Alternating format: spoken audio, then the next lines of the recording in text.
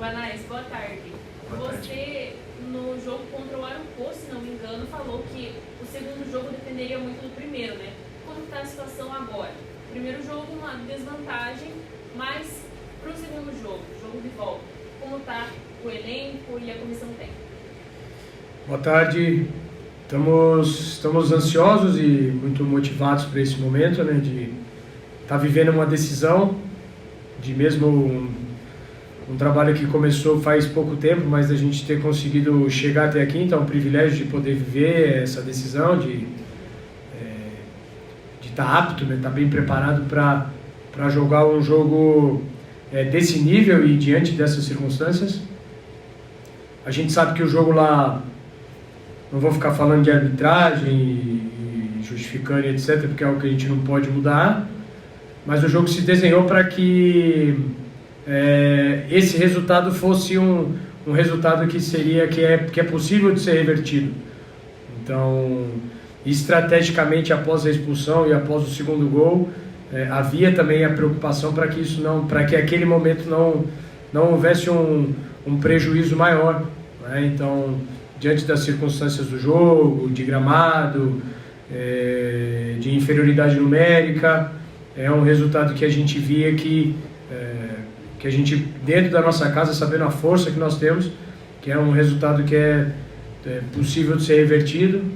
Lógico que há uma equipe muito competente do outro lado, que hoje está na vantagem, e ao mesmo tempo do lado de cá tem uma equipe que confia, que sabe que precisa ser feito para vencer o jogo, que confia muito no apoio que nós vamos ter fora do campo, né? O fator Germano é um fator que é considerado, a gente conta com ele, contou desde o primeiro momento e conta para amanhã e para a partir daqui também. Então o sucesso do Operário no ano depende do Germano Krieger, então a gente conta muito com isso e a gente está bem preparado para fazer um grande jogo, comissão, jogadores, desde o jogo de lá a gente já sentia que a gente sabe, tem consciência de que numa semifinal todos os jogos são jogos difíceis e ao mesmo tempo a gente confia muito naquilo que a gente precisa fazer para vencer o jogo primeiro e depois que,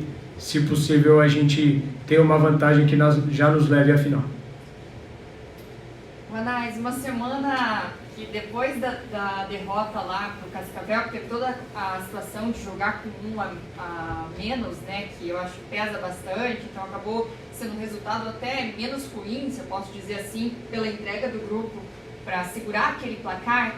Ainda nessa semana teve julgamento, tivemos atletas que saíram sentindo. Como é que você trabalhou nessa semana para... Você é um cara que testa muito, né, pelo menos nos parece, sem acompanhar os treinos. Como é que você trabalhou essa semana para encaixar um time aí para um jogo que precisa obrigatoriamente de vitória, que é decisão? Não, legal. Vamos pensar em 2 pontos aí. Primeiro, tudo que envolve um aspecto coletivo de uma equipe.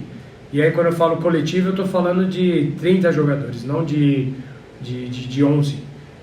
Então, desde o primeiro momento, os jogadores sabem da importância que eles têm para o contexto. E aí eu estou falando daqueles que têm mais minutos e daqueles que, inclusive, têm pouquíssimos minutos e que não entram faz muito tempo, mas que tem uma valia aqui dentro e no vestiário que é imensurável.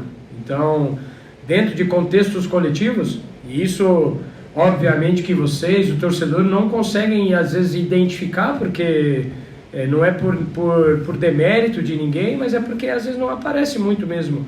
Mas que aqui dentro a gente reconhece muito o valor disso. Então, o primeiro ponto é o aspecto coletivo, né? E aí, já ampliando um pouquinho a resposta para que vocês entendam, eu não vou citar nomes nesse momento, mas talvez em algum momento eu faça isso, mas alguns jogadores que são muito importantes para o nosso contexto como equipe, né? Então hoje a gente tem, a Mel falava algumas palavras que o nosso ambiente ele é sagrado, é um ambiente sagrado nosso. Então alguns pontos como equipe e como comportamentos a gente negocia e outros a gente não negocia. Então hoje, para mexer no nosso ambiente por ser sagrado e por eles cuidarem tanto assim, os jogadores como eles são realmente aqueles caras que guardam aquilo, né? Que tem um tesouro aqui dentro. Então eles reconhecem isso independente do benefício do umbigo, do benefício próprio. Então esse é um fator que desde o começo a gente tratou a equipe como uma equipe, não como privilégio de 11. Então a gente tratou isso como equipe. E a segunda parte da resposta é de justamente procurar com os treinamentos trazer o maior número de ferramentas possíveis para a equipe daquilo que pode acontecer no jogo ou que vai acontecer no jogo na sua predominância. Então, com variações, com contextos diferentes, com situações, problemas para que eles possam resolver, com substituições, com estruturas. Aí dentro daquilo que a gente tem como criatividade e repertório, criar cenários para que nós possamos estar o mais preparados possíveis e para que os jogadores, tanto coletivamente quanto individualmente, eles possam ter o maior número de ferramentas ou as melhores ferramentas para solucionar os problemas, para tomar boas decisões no jogo e para que, lógico, a gente não tem o controle, mas para que não seja surpreendido. Então, o resultado a gente não consegue controlar, mas a gente consegue se preparar para várias situações que o jogo possa pedir. Então, isso a gente procura não só para essa semana, né? Mas ao longo desse período de 4 meses aí, abastecer os jogadores com boas informações, com bons treinamentos, aproveitando bem esses espaços que a gente tem entre um jogo e outro, para contribuir, para que eles tomem boas decisões e para que a gente, coletivamente, a gente fale a mesma língua, né? A gente jogue o mesmo jogo, que ali dentro esteja todo mundo muito próximo de estar homogêneo no sentido das decisões e de um nível competitivo coletivo forte, que eu vejo a nossa equipe coletivamente equilibrada, coletivamente forte, e isso é justamente fruto daquilo que foi desde o primeiro dia prioridades em relação à montagem dessa equipe e das ideias de jogo. Professor, agora sim. Professor, foi perfeitamente entendível, pelo menos sob o meu ponto de vista, a tua intenção, a tua estratégia lá no jogo de ida. Após o Operário ficar com 10, você tinha a alternativa de 3 atacantes, com o Rafael Lucas vindo buscar, e para levar essa bola, para tentar empatar, e também tinha uma linha de 5 proteger estrategicamente, como você falou, para tomar um terceiro gol. Amanhã, pela primeira vez, o Operário vai precisar ganhar. Esse é um jogo em que o DNA da equipe ele é ofensivo, isso não tenha dúvida nenhuma, ao natural, o Operário vai ser ofensivo, mas ele é um jogo parecido taticamente, como foi o jogo contra o Curitiba, ou não? Eu falo em questão de 2 meias ofensivos e o Mingote e o Rafael Lucas na frente. Vamos lá. Pós-expulsão, a gente teve os 3 homens, né, 2 extremos, o Rafa para o lugar do Mingote. O Mingote tinha ficado fora do jogo e já havia um desgaste maior. Então, ofensivamente, a gente não abriu mão de nada, a gente perdeu um jogador e conseguiu estruturar com o que estava ali dentro, né? O Índio com o William, todos muito versáteis, Ferreira. Minha preocupação maior era defender bem, mas sem abrir mão da proposta. Então, o tempo todo, se vocês puxarem na memória o jogo aí, mesmo com 10, a gente tentou jogar, tentou chegar. Com 1 a menos, a gente, obviamente, que dificulta a ocupação de alguns espaços e é um jogador a menos no mínimo para a gente pode abrir mão desse um jogador para estar atacando, e aí o equilíbrio defensivo fica comprometido. Teve um lance até que o Sávio acaba apoiando junto com o Waller, e a gente toma uma transição que naquele momento era um lance para a gente definir área e acabou gerando uma transição. Então esse é o risco de você ter um jogador a menos, mas em nenhum momento a gente abriu mão de tentar, né? A preocupação era, com as mexidas, eu não desequilibrar a equipe. Então logo no primeiro momento, a gente muda estrategicamente, eu já, no meu ímpeto de querer ganhar e etc, eu já mudo a equipe para defensivamente a gente se expor mais mesmo com a menos, que foi aquilo que a gente fez no jogo contra o Atlético lá em Curitiba. Então a gente fez um 4-3-2 e vamos pressionar, continuar tentando pressionar, e a gente sabia alguns espaços que a gente ia acabar cedendo, e logo depois saiu o pênalti, que não foi pênalti, mas que aí volta. E ali naquele momento eu tive um momento de reflexão maior ali, naqueles breves minutos ali, de que da força que a gente tinha dentro de casa, e que o que seria mais inteligente, a gente buscar um empate com a menos ou tentar levar esse resultado e tentar empatar, né? Porque teve um lance final lá que na minha concepção foi pênalti para nós, e aquilo poderia ter gerado um empate, ou às vezes uma bola parada. A gente não ia ter um volume de chegada no campo ofensivo pela circunstância do jogo, mas a gente ainda assim, a gente em nenhum momento se abaixou no campo para guardar um empate, para guardar o resultado. A gente sabia que aquele resultado era um resultado que poderia ser revertido, mas mesmo assim a gente tentar empatar o jogo. Mas de que forma equilibrar a equipe, né? E não tomar mais um gol lá? Então, a gente poderia tomar gol colocando 7 zagueiros e poderia tomar gol colocando 3 atacantes. Mas no contexto geral, o que faria a equipe ser equilibrada para fechar o jogo? Então, nas mudanças, estrategicamente, e pode ser que as mudanças tenham feito a classificação chegar a partir de amanhã, a gente pensar em como equilibrar. Diniz entrou maravilhosamente bem no campo, adorei o desempenho do Diniz, equilibrou a equipe. Marcinho entrou super bem, Rafa fez um papel tático muito importante, Oller teve ações individuais muito boas, e o Luiz acabou não conseguindo ter tanta participação.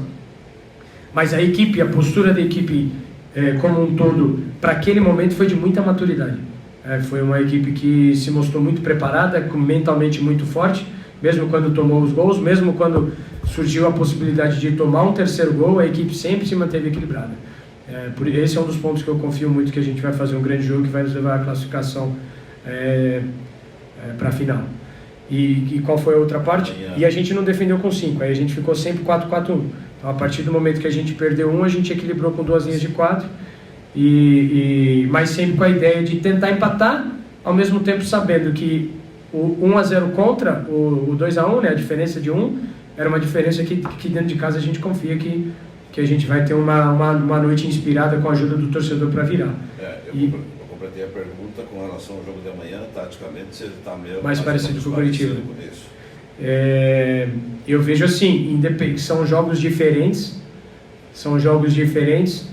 com a mesma ideia quando eu digo assim, qual o jogo que vocês viram a gente entrar em campo que a gente não buscou vencer? Nenhum. Então, a ideia central é essa. Aí nós temos determinados jogadores à disposição, e aí na minha cabeça pensando naquilo que é a equipe do Cascavel, como explorar isso com os jogadores que estão à disposição nas condições competitivas para que se inicie e para que depois a gente possa modificar o jogo. Então, esse é o pensamento central. Então, podemos ser com 2 meias, podemos ser com 4, 5 atacantes. O que a gente vai ter como ideia para o primeiro tempo e o que vai pedir o segundo tempo. Então, no primeiro tempo, a gente saímos com 6 meias lá e fizemos 1-0. Então, a ideia para o segundo tempo vai se modificar, mesmo que o jogador às vezes está bem. Então, o que vai ser... Eu não vou poder falar agora, né? Então, os caras estão ouvindo a gente lá. Mas eu estou com uma ideia que eu tenho certeza que vocês vão gostar. Então, que o torcedor vai gostar. E que nós vamos fazer um grande jogo. Então, quem eu colocar? Os 11 que eu colocar. Eu confio.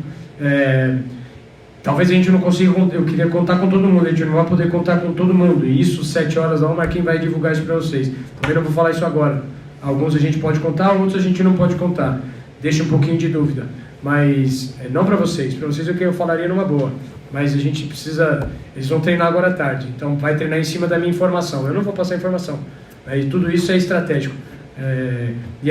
Não ganha o jogo. Não ganha o jogo, mas também eu não quero passar informação para o adversário.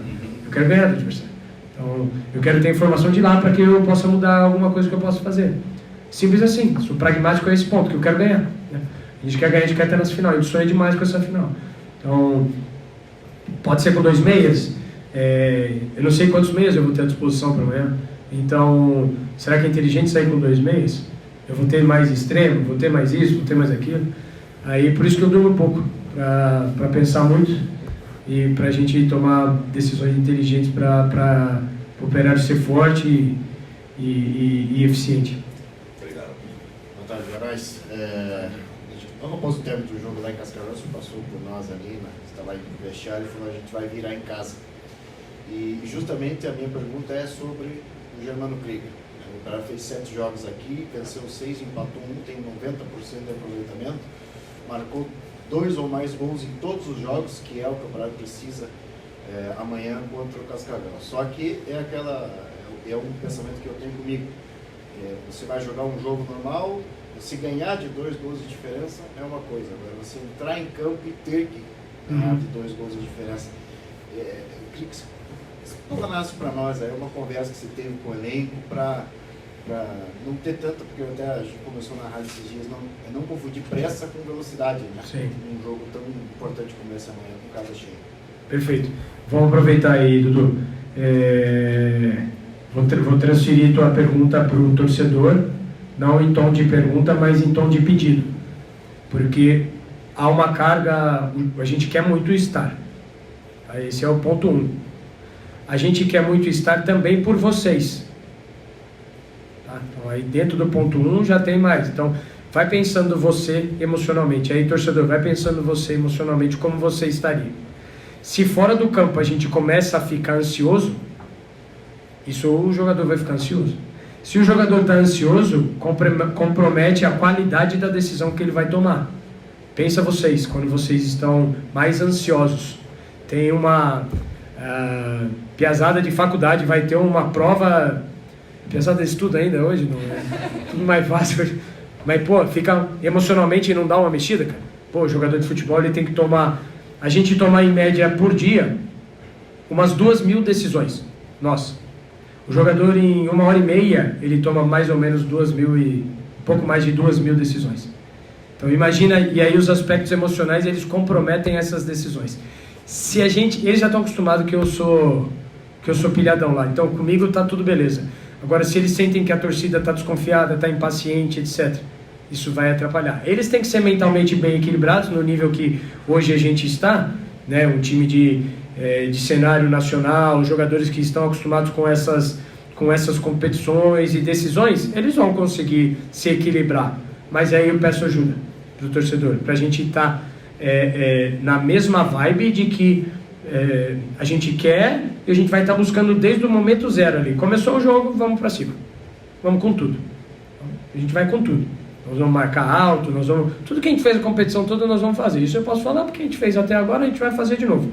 Então e aí a gente vai buscar o gol. Então se estiver muito ansioso, isso vai comprometer uma finalização, etc. Então vamos criar o Germano. Vai ter umas 10.000, né? Tem que ter, né, Marquinhos? Torcedor, vai ter 10.000, né? Vai estar lindo, daqui. O estádio vai estar maravilhoso. A gente não vê a hora de chegar.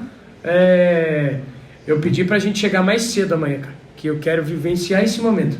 Então nós vamos chegar mais cedo, né? Pra viver tudo, o dia de jogo é uma delícia, cara. Dia de jogo é uma delícia. Começa cedo e ele é interminável. Então a gente quer vivenciar cada ponto desse dia. E ao mesmo tempo estar equilibrado para isso. Dudu, qual que é o ponto? A gente no treino, eu tenho umas determinadas situações que eu trabalho com pontuação, que tem gol que vale 3, no jogo vale 1 só. Então não dá para fazer gol valendo 2. Então a gente vai ter que fazer o primeiro. E a gente sabe que não vai ser fácil, porque o adversário sabe se defender bem, né? E eu acredito que eles vão tentar jogar, vão contra-atacar, mas a prioridade vai ser preservar o 1-0 que eles têm a favor. Então a gente não consegue fazer 2-0. Então a gente tem que primeiro buscar o primeiro gol. E aí o primeiro gol, ele tira a vantagem. E ainda tem a possibilidade de pênalti. Então a gente não pode em nenhum momento estar desequilibrado que eu falo emocionalmente, taticamente, para ficar dando transição. Se a gente tomar um gol logo no começo, não muda nada, nós vamos continuar buscando, podemos virar para 2-1 e etc. Então é importante que a gente esteja... É um jogo final, é uma final, e que tem muitos componentes emocionais, e que hoje a equipe está muito consciente de que a grande parte dos cenários que podem acontecer, e aquilo que a gente não pode fazer, principalmente, que é ficar desequilibrado, que é ter um jogador expulso, não descansar bem, vários fatores que então a gente está muito conectado com aquilo que precisa ser feito para o jogo. E ao mesmo tempo a gente sabe, é um passo de cada vez, uma ação de cada vez. Quando a gente estiver defendendo, nós temos que defender bem, a gente tem que evitar tomar transição, tudo isso que vai levar, é um jogo de mais de 100 minutos, certo? E que vai, cada detalhezinho disso aí que é importante pra gente conseguir estar nessa final que a gente quer muito, que vocês querem muito, que o torcedor quer muito, que a cidade quer muito e que a gente quer vivenciar isso junto com vocês. Boa tarde, professor.